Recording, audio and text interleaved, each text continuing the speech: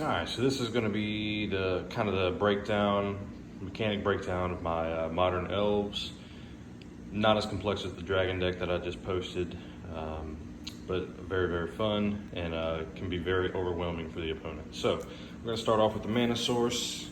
Nothing too spectacular about it. You know, a bunch of forests, a couple swamp, dual lands. I love my scry lands. It's great when you're in a pinch and you're tired of drawing mana or tired of not drawing mana. Of course, my dual lands here that I can shock in for 2 life if I need it on the spot. Very simplistic. All right, so this is comprised of all creatures. There are no spells aside from, you know, a planeswalker and artifact. So Arbor Elf, awesome. You know, definitely helps with the mana source. Heritage Druid is great because this deck bramps elves really quick, so as they come into play, since I can't attack with them, I can just tap them, continue to add mana, continue to play elves.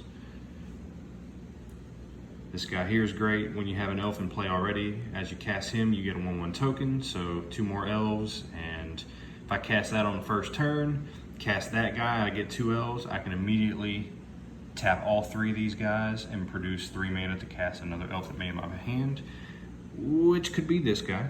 Gives all my elves +1/+1. I can also add mana for each elf I control. Or it could be this guy. Gives elves 1/1, or pay mana and tap to add a 1/1 token.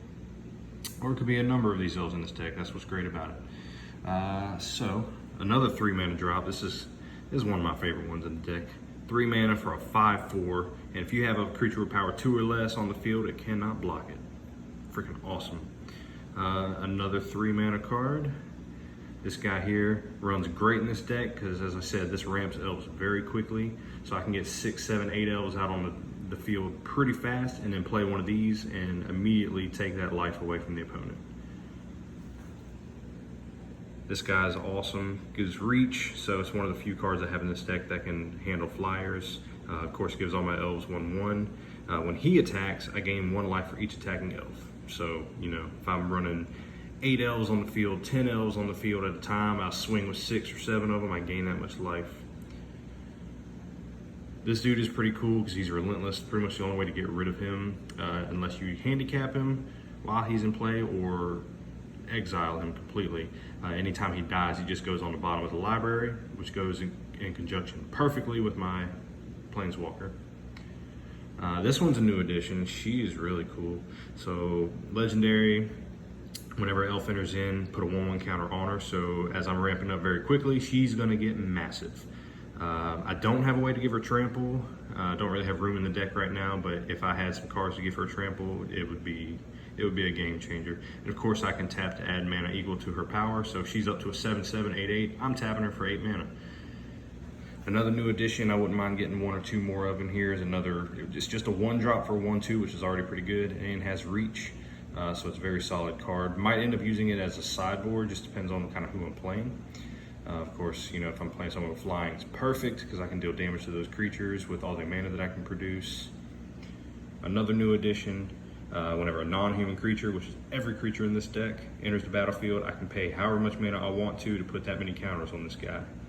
So when you sit there and you're adding 3, 4, and 5 elves and play it per turn, and I have all the ability to add mana at the same time, especially this guy, because adds mana for every elf I control, I can put a lot of counters on this guy, and then also as this one ramps up as well from them coming into play.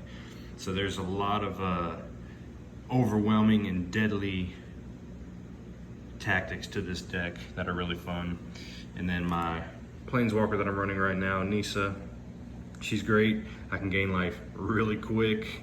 Of course, I can search.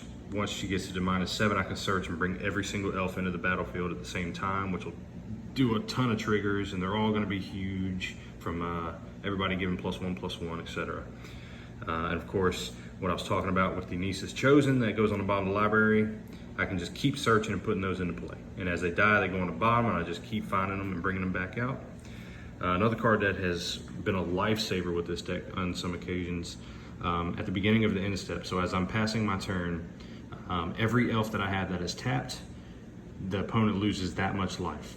So let's just say I'm tapping these guys for mana, I'm tapping this for mana, or adding tokens, or using this to tap 3 elves and keep producing mana, or tapping this to untap my forest, whatever it may be, plus with attacking creatures, etc. 10 elves out, 12 elves out on the field. You know, they might have to get blocked or whatever. Pass my turn, the opponent still takes 12 damage. So yeah, this is designed to ramp mana extremely fast, to get elves out as quickly as possible, to overwhelm the opponent before the game gets too far into it, and then also just kind of bring their life total down as well. So yeah, pretty basic setup. This deck is very fun, and most people do not enjoy playing it. So yeah, Modern Elves.